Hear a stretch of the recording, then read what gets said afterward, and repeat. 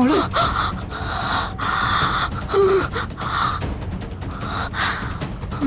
മോളെ മോളെ പേഷ്യന്റിനെ അധികം സ്ട്രെയിൻ ചെയ്യിക്കരുതെന്ന് ഞാൻ പറഞ്ഞല്ലേ. ഒന്ന് പുറത്തേക്ക് ഇറങ്ങണം. അന്ന് നിന്റെ കൂടെ നിൽക്കാൻ നിന്റെ ഈ മനസ്സ് പോലും കൂട്ടിനുണ്ടാവില്ല.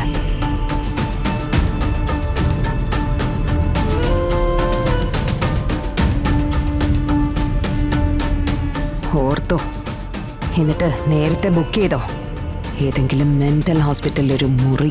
എടീ,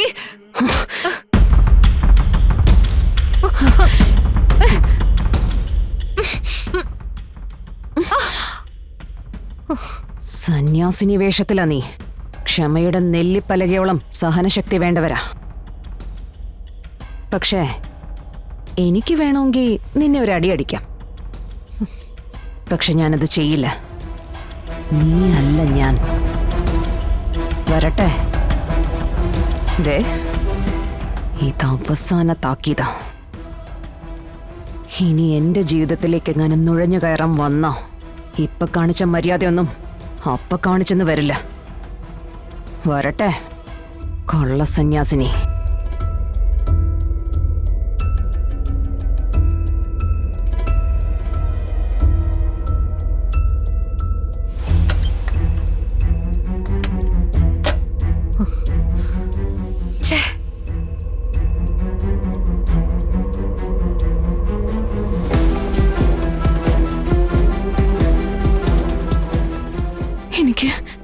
എനിക്ക് മറ്റൊന്നും കേൾക്കണ്ട.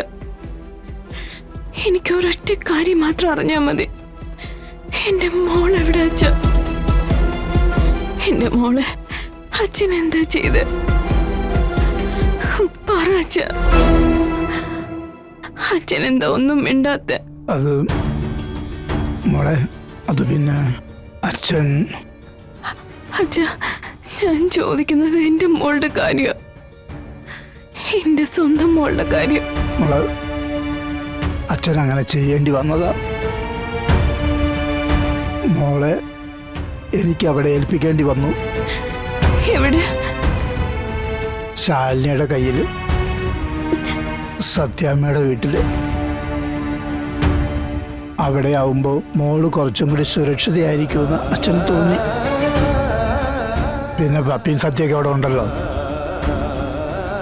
എവിടെയാണെങ്കിലും കുഞ്ഞ് സന്തോഷമായിട്ട് ഇരുന്നാ പോരെ മോളെ. ഞാൻ എന്റെ കുഞ്ഞിനെ അച്ഛനെ ഏൽപ്പിച്ച്. ശാലിനിക്ക് ജോലിയുള്ളതല്ലേ, പിന്നെ ആരവിടെ മോളെ നോക്ക്? നമ്മുടെ വീട്ടിൽ കിട്ടാത്ത സുരക്ഷിതത്വം എന്റെ കുഞ്ഞിന് മറ്റെവിടെ കിട്ടാനാ? മോളെ, ശ്യാമ ഒരു തരത്തിലും കുഞ്ഞിനെ അവിടെ നിർത്തുന്നില്ല. അവളുടെ സ്വഭാവം മോക്കറിയാലോ. എല്ലാം ഒറ്റയ്ക്ക് നേടണം, ഒറ്റയ്ക്ക് നടത്തിക്കൊണ്ടു പോകണം. ജീവിക്കുന്നത് ഒറ്റയ്ക്ക്. കൂടപ്പിറപ്പുകളില്ല, മിത്രങ്ങളില്ല, ഒരാളോടും സ്നേഹമോ കരുണയോ ഇല്ല. സ്വന്തം കാര്യം മുന്നിൽ കണ്ടുകൊണ്ടുള്ളൊരു ജീവിതം. അവളുടെ മുന്നിൽ എങ്ങനെയാണ് മോളെ ഇത്തിരി ഇല്ലാത്ത ഈ പൊടിക്കുഞ്ഞിനെ ഏൽപ്പിക്കാൻ പറ്റുക? മാത്രമല്ല, ഇപ്പോൾ അവളുടെ സ്വഭാവത്തിൽ എന്തൊക്കെയോ മാറ്റങ്ങളുണ്ട്. ഒരു ഭ്രാന്ത് പിടിച്ച രീതിയിലാണ് ചില നേരത്തുള്ള സംസാരവും പ്രവൃത്തിയും. അങ്ങനെയുള്ള ഒരാളുടെ അടുക്കൽ എങ്ങനെയാ അച്ഛൻ വിശ്വസിച്ച് കുഞ്ഞിനെ ഏൽപ്പിക്കുക? അതൊക്കെ കൊണ്ട് മാത്രം അച്ഛൻ ഇങ്ങനെയൊരു തീരുമാനത്തിലെത്തിയത്. ഇനി മോൾക്കത് ഇഷ്ടപ്പെട്ടില്ലെങ്കിൽ ഞാൻ ഇന്ന് തന്നെ പോയി കുഞ്ഞിനെ തിരിച്ചെടുത്തോണ്ട് വരാം. എന്താ ഞാൻ പറയുന്നത് മോള് കേൾക്കുന്നില്ലേ?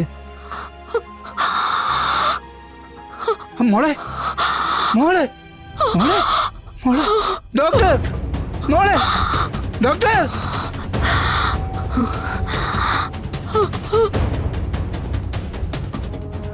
ഡോക്ടർ, എന്താ എന്തു പറ്റി? ഡോക്ടർ പ്രിയ, അവിടെ ശാരിക്ക് എന്താ പറ്റിയത്?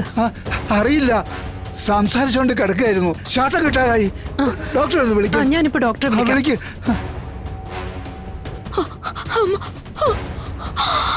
മോളെ മോളെ മോളെ മോളെ മോളെ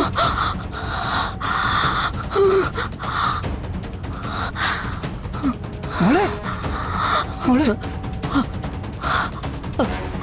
പേഷ്യന്റിനെ അധികം സ്ട്രെയിൻ ചെയ്യിക്കരുതെന്ന് ഞാൻ പറഞ്ഞല്ലേ. ഒന്ന് പുറത്തേക്ക് ഇറങ്ങണം. ഒന്ന് പുറത്തേക്ക് നിൽക്കൂ.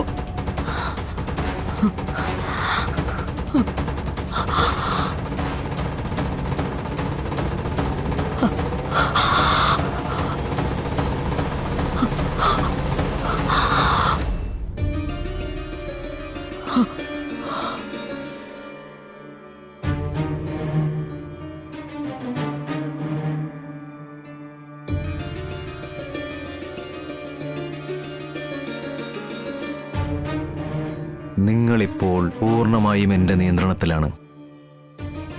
മറ്റൊന്നും ഇപ്പോൾ നിങ്ങളുടെ ചിന്തയിലില്ല. എൻ്റെ ശബ്ദം മാത്രമാണ് നിങ്ങളിപ്പോൾ കേൾക്കുന്നത്. ഞാൻ എന്ത് ചോദിച്ചാലും അതിന് മറുപടി നൽകാൻ നിങ്ങൾ സന്നദ്ധയുമാണ്. പറയൂ, എന്താ നിങ്ങളുടെ പേര്? ശ്യാമ. ശ്യാമയുടെ മനസ്സ് ഞാനിപ്പോൾ വായിക്കട്ടെ. ഞാൻ ചോദിക്കുന്ന ചോദ്യങ്ങൾക്ക് ശ്യാമ എനിക്ക് മറുപടി തരണം. തരാം. എങ്കിൽ പറ, ശ്യാമ ഈ ഭൂമിയിൽ ആരെയാണ് ഏറ്റവും അധികം ഇഷ്ടപ്പെടുന്നത്?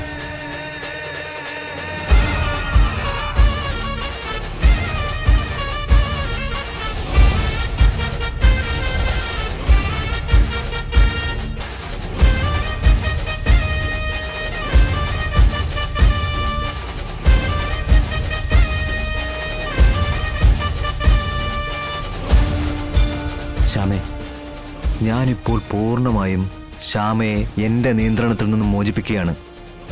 Slowly wake up, slowly wake up, wake up.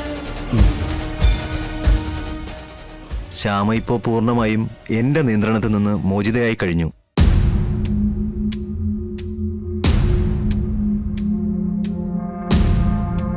ശ്യാമയ്ക്ക് നിങ്ങളെല്ലാവരും പറയുന്ന രീതിയിലുള്ള ഒരു പ്രോബ്ലംസും ഞാൻ കാണുന്നില്ല. പിന്നെ പറയാവുന്നത് ആങ്സൈറ്റിയാണ്. അതൊരു ആശുപത്രിയിൽ കിടത്തി ചികിത്സിക്കേണ്ട അസുഖമായി എനിക്ക് തോന്നുന്നില്ല. അങ്ങനെ ചികിത്സിക്കുന്നത് ഗുണത്തിന് പകരം ഒരുപക്ഷെ ദോഷം ചെയ്തൊന്നും വരാം. ശ്യാമ ഇരിക്കേ.